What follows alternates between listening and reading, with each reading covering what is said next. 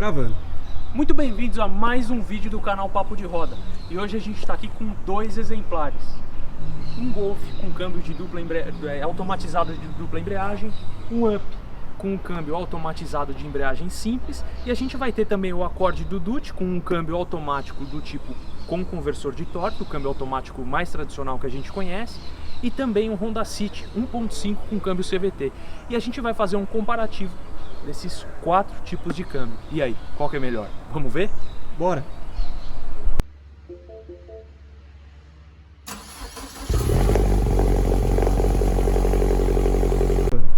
Bom, câmbio automático é tudo automático. E a gente faz às vezes uma confusão danada com isso aí. Porque a gente tem, dentre esses quatro tipos que a gente citou de câmbio automático, a gente tem dois que na verdade são automatizados, né? E a gente vai começar falando aqui por esse exemplar de carro, que é um Up, com motor 1.0, câmbio iMotion, que tem um câmbio automatizado monoembreagem, ou seja, ele tem apenas uma embreagem. E vamos começar por esse carro e ver quais são as particularidades, quais são as características desse tipo de câmbio no uso. Bora! Pessoal, primeiro exemplar aqui do dia então. O primeiro modelo que a gente vai testar é o câmbio mais simples, dentre esses que a gente citou. É um câmbio automatizado de embreagem simples. O que é um câmbio automatizado de embreagem simples? É um câmbio manual com um sistema robotizado de acionamento. Então aqui, na verdade, quando a gente vê a manopla, a gente tem a função drive, manual, uma espécie de um tiptronic aqui, ré e neutro.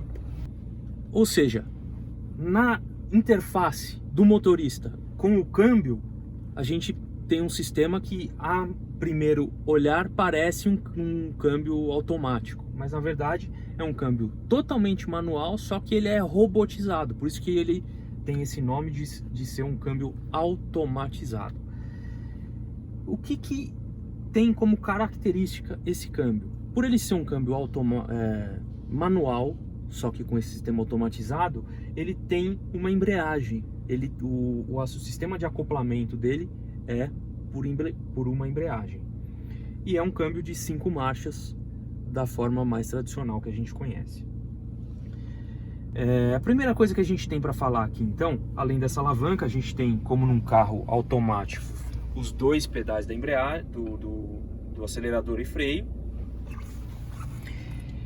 E quando a gente engata aqui no modo drive, vamos ver como é essa função creeping desse carro. Ou seja, a hora que eu faço a mudança aqui, ó, do neutro pro drive, dá pra ver que é como se nada tivesse acontecido, diferente dos outros tipos aí que a gente vai ver já já. Então vou tirar o pé do freio, vamos ver o que acontece. Tirei o pé do freio, o carro até andou um pouquinho para trás, muito de leve. Ele não tem aquele creeping de ficar tentando arrancar, né? De ter aquela força já querendo empurrar o carro para frente. Mais uma vez, aqui a gente está um pouco mais plano, talvez até numa leve descida. Tirei o pé, ele andou, mas ele andou porque é realmente uma descida. O carro não está fazendo força para sair, né? Ou seja, ele não tem aquela função creeping. Na verdade, o carro ele não fica forçando a saída. Você tem que de fato acelerar para ele sair. Bom, como a gente disse, esse aqui para a indústria é o sistema mais simples que existe. É o mais barato de ser feito. Então é uma solução. Olha só, aqui é uma leve subida, eu fui sair, o carro andou para trás de novo, até me pegou um pouco despercebido aqui, porque eu não tinha pensado nesse detalhe. Estou acostumado com outros tipos de câmbio automático em que o carro não volta para trás assim com tanta facilidade. Bom, então para sair no farol, para você poder sair com um pouco mais de segurança, Tanto numa ladeira, aqui a gente está numa subida de leve, puxa o freio de mão, acelera e solta. É a solução, né? Ou para quem tiver um pouco mais de destreza aí nos pés, pode até usar os dois pés, segura um pouquinho o acelerador, segura um pouquinho o freio antes de sair. Essa é uma solução. O primeiro impacto quando você dirige o carro realmente é algo... causa uma estranheza, né? Causa uma estranheza. Mas eu acho que depois de um tempo, com uma curva de aprendizado, se você aprender a lidar com as limitações desse tipo de câmbio é uma solução, né? Mas acho que para justificar isso aqui, ele tem que ser realmente bem mais barato do que um câmbio dos outros tipos aí que a gente vai ver. Então, ó, mais uma vez, tirei o pé do freio, o carro tá andando até para trás agora, ó. Ou seja, função creeping não existe aqui. Começo a andar, o carro sobe o giro para sair. É como se a gente tivesse de passageiro num carro com câmbio manual. Ó, se eu acelero um pouco mais forte, ó, segunda, aí ele tira a aceleração e faz a troca de marcha. Apesar de eu estar com o pé acelerando, ele, para fazer as trocas, fica claro que ele tira a aceleração para poder fazer a troca de marcha, assim como acontece em um carro com câmbio manual.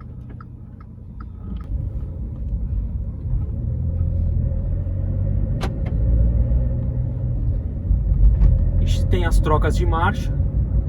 Então a gente estava ali em primeira, segunda, andando bem tranquilamente.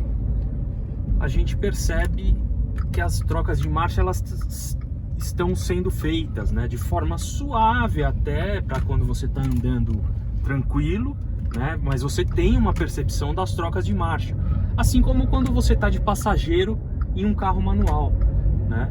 Então agora ele mudou de segunda para terceira, o carro de fato para, né? Vamos dizer, eu tô com o pé acelerado, ele, quando chega a hora de trocar de marcha, ele, apesar do meu pé estar em cima do acelerador, ele tira o pé para poder fazer a troca de marcha, assim como acontece em um carro com câmbio manual, né?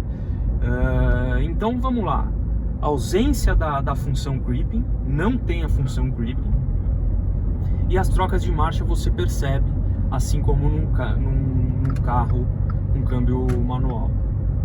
Ó, segunda, terceira, a sensação é exatamente essa. Apesar de eu estar aqui dirigindo o carro, na parte de aceleração e câmbio é quase como se eu tivesse de passageiro num carro com câmbio manual. Vou dar uma aceleradinha pra gente sentir o carro aqui, ver a reação do câmbio. Ó, acelerei.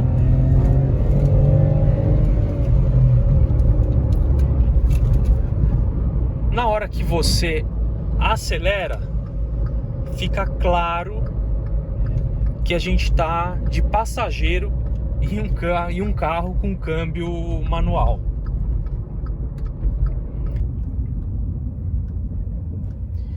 Em termos de desempenho, a gente está falando aqui de um carro que tem um motor 1.0. Um carro que tem um motor 1.0, acho que dentro da proposta do carro, vamos dizer, é um câmbio que ele não tem muitas perdas de eficiência em relação a um câmbio manual, exceto na demora das trocas de marcha. Num câmbio manual, acho que você troca de marcha um pouco mais rápido, de forma mais eficiente do que as trocas acontecem nesse carro aqui. Bom, e fazendo um teste aqui, operando ele no modo manual, né, vai ficar mais parecido ainda com um câmbio manual, só que eu não vou ter o pedal da embreagem, né? E a forma que eu toco o câmbio para fazer as trocas de marcha também é num movimento mais simples do que nos engates de um câmbio manual, porque eu coloco a alavanca só para trás, aqui ele já reduz a marcha. O Dutti até falou uma coisa aqui quando ele andou no carro antes de mim, que ele falou, é mais confortável andar com o carro no modo manual do que no modo automático. De fato, para quem, sei lá, não quer ser pego de surpresa pelas reações do câmbio, se você faz dessa forma, você tem uma certa previsibilidade do que está acontecendo ali, né? E o Dutti lembrou outra coisa também. Eu tô de quarta marcha, por exemplo, se eu começo a perder velocidade, ele faz a redução sozinho, né? Ele não vai deixar o carro ficar dando cabeçada aí até morrer. Então ele já fez a redução sozinho aqui e colocou terceira marcha. Lucas, e em relação a freio motor, Estamos falando de um câmbio manual automatizado, então, claro, jogou para o sequencial, faz uma simulação de freio motor daqui a pouco aí pra gente ver. Se você fazer aqui, automaticamente a redução... Terceira, segunda... ele tem um freio motor, ele demora um pouco para entrar, pra responder, Para responder, mas ele tem sim um freio motor aqui que a gente fez o acionamento manual. E a manutenção desse tipo de câmbio, como fica? A manutenção do câmbio automatizado monoembreagem não é das melhores, né? A gente tem aí diferentes carros com de diferentes marcas com esse tipo de câmbio e nenhum deles tem fama de ser dos mais duráveis, né? Então você vai ter uma troca de embreagem que vai ser feita praticamente da mesma forma que acontece em um câmbio manual e ainda vai ter que arcar com toda a manutenção no que se refere a essa parte da automatização do câmbio, né? Então, em termos de manutenção, não é dos mais confiáveis e nem dos mais baratos. Mas no resumo da obra, digamos assim, é um câmbio, vamos dizer, para quem está disposto a encarar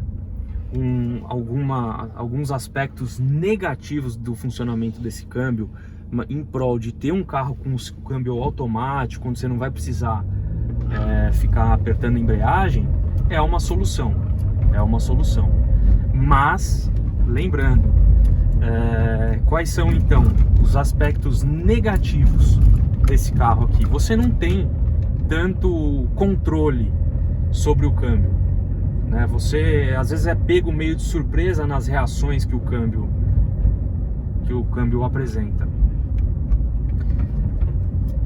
O aspecto positivo, a gente tem que comparar isso aqui com um carro com câmbio manual, na verdade. É até difícil comparar com um câmbio automático. Na verdade, é um carro com câmbio manual, só que ele está fazendo tudo sozinho pra gente. Então não tem função creeping, a aceleração não tem muita perda de potência, mas você tem uma demora nas reações do câmbio, nas trocas de marcha.